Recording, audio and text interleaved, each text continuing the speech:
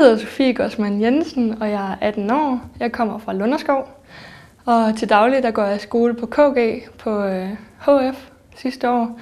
Og i min fritid der arbejder jeg som omsorg- og pædagogmedhjælper på noget, der hedder Toppen, som er et aflastningssted for handicappede børn, psykisk handicappede.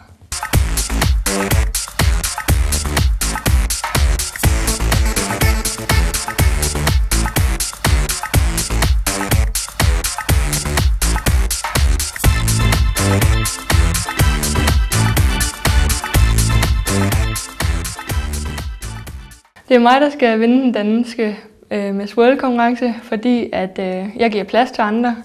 Jeg er god til at give plads til mangfoldighed, og så tror jeg er god til at give næstekærlighed på en eller anden måde. Og det tror jeg, vi har brug for i vores land og i vores verden i det hele taget. Vi er blevet sådan en lille verden, synes jeg. Og der er brug for næstekærlighed og brug for at give kærlighed videre og give plads til andre.